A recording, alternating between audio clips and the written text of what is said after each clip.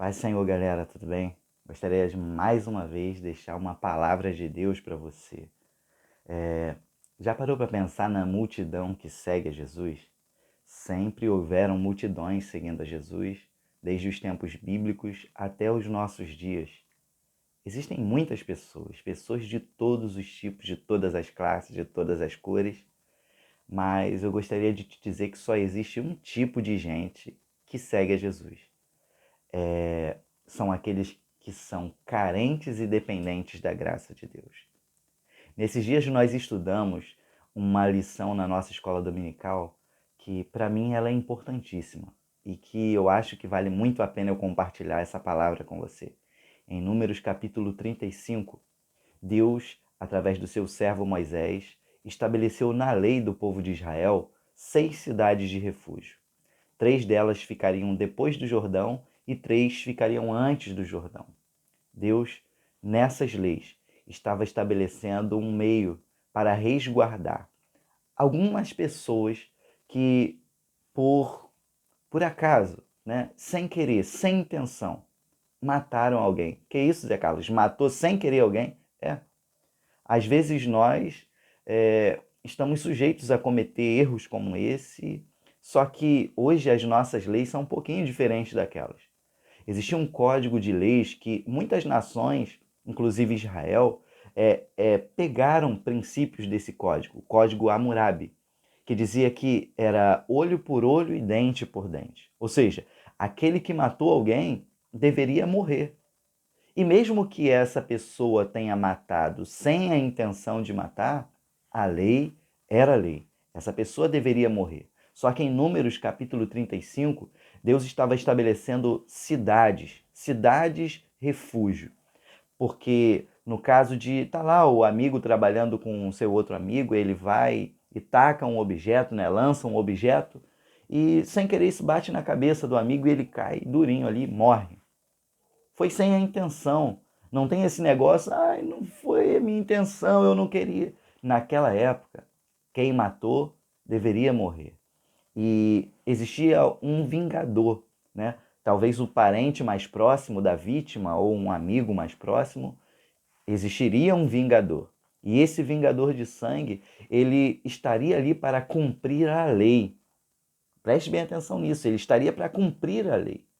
Ao atestar, né, aquele que matou, ao atestar que realmente estava morto aquela pessoa, mesmo sem a intenção de matá-la, ele teria que sair correndo na mesma hora e se abrigar naquela cidade de refúgio. Interessante isso, né? Mas talvez você me diga, Zé Carlos, o que isso tem a ver com a minha vida? Uma das matérias que eu mais gosto na teologia é a tipologia bíblica, porque ela vai pegar as figuras, vai pegar alguns fatos, algumas histórias do Antigo Testamento, algumas festas, por exemplo, e nós vamos entender que essas figuras, esses tipos, eles apontam para Jesus. Quando nós lemos a Bíblia procurando encontrar Jesus nela, verdadeiramente nós achamos Jesus nela. E nessa passagem não é diferente. Primeiro, esse que matou sem a intenção de matar, ele representa todos nós, né? E o vingador de sangue, nós podemos dar duas interpretações para ele, só que a segunda não é tão legal quanto a primeira, que é a mais ideal. O vingador é a justiça, é o juízo àquele que cometeu o crime, ou seja, aquele que errou, aquele que pecou. Nós somos os pecadores. Existe uma doutrina na teologia que é a doutrina da depravação total, que nos explica que todos nós somos pecadores. Todos. A criança que nasceu é criança, mas nasceu com o pecado, herdou o pecado. A Bíblia diz que Deus ele olhou para a terra e ele não viu um justo sequer. Todos os homens são pecadores. E esse que cometeu o crime sem a intenção de matar é a história da nossa vida. Por mais que nós tenhamos prazer em pecar, em muitos pecados, em muitos tipos de pecados, todo pecado gera consequências. É como diz a própria Bíblia, o salário do pecado é a morte. Mas Não vamos falar só das consequências nessa vida, existem consequências piores do que as consequências que nós temos que viver com elas, conviver com elas aqui na Terra. Existe uma consequência pior. Esse mesmo Deus que diz hoje: vinde a mim, eu amo a humanidade, eu dei o meu filho pela humanidade. É o mesmo Deus que um dia vai se sentar na cadeira de juiz e ele vai julgar os pecadores. Deus ele vai lançar os pecadores no lago de fogo e enxofre. É o mesmo Deus. E os pecados que nós cometemos, na maioria das vezes, nós falamos assim: se eu pudesse voltar no passado, eu teria feito tudo diferente. A maioria das pessoas falam isso. Se eu pudesse voltar no passado, eu não teria feito o que eu fiz. Realmente. Ainda que ainda que tivéssemos muito prazer nos pecados que cometemos lá no passado, ao colher, né? Ao colher os frutos dessas sementes ruins que plantamos, todos nós nos arrependemos. E é como se nós não gostaríamos, né, de ter cometido esses pecados. É como aquele homem que assassinou sem intenção. O que fazer então para fugirmos da justiça de Deus? O que fazer então para fugirmos desse juízo iminente? É muito importante entender isso, porque nessa semana mesmo teve dois jovens que entraram lá na igreja e eu perguntei para eles se eles não gostariam de entregar a vida deles para Jesus e um deles me falou assim: olha, sabe por que eu não vou? Porque eu sou muito pecador, porque eu faço muita coisa errada. E por isso eu acho importante a gente entender essas cidades de refúgio. Porque, às vezes, ao olhar para as pessoas e ver a diferença que há entre delas, nós julgamos umas ser boazinhas, outras ruinzinhas, outras merecedoras, outras não merecem nada. Só que na multidão daqueles que seguem a Jesus, só existe um tipo de gente, que é os carentes e dependentes da graça de Deus. Independente de parecermos ser bonzinhos, porque o homem que fugiu para a cidade de refúgio, ele não quis cometer aquele crime. Ou seja, ele não é um malfeitor, ele não é um assassino, ele não é uma pessoa que tem maus intentos. É como o próprio Paulo disse: o bem que eu quero fazer, esse eu não faço, né? E o mal que eu não quero fazer é isso que eu faço. Nós somos esses homens. Nós somos esse tipo de gente. O tipo de gente que peca mesmo não querendo pecar. Eu tenho 19 anos de cristão e eu vou te dizer, não teve um dia da minha vida que eu não cometi um erro. Como eu posso me sentir salvo hoje? Como que, se Deus ele olha para a terra e não vê um justo sequer? Por isso que lá no Antigo Testamento, na lei que Deus deu para Moisés, na tipologia dessa lei, nós entendemos o que era o plano de Deus para a humanidade. Porque ninguém poderia se safar da justiça de Deus. Todos os homens eram culpados. Então Deus, ele mesmo estabeleceu uma cidade de refúgio. Um lugar para onde os homens, quando entendessem a sua real condição, eu sou pecador, eu sou um assassino, correr para aquele lugar. Porque fora daquele lugar era arriscado demais, era perigoso demais.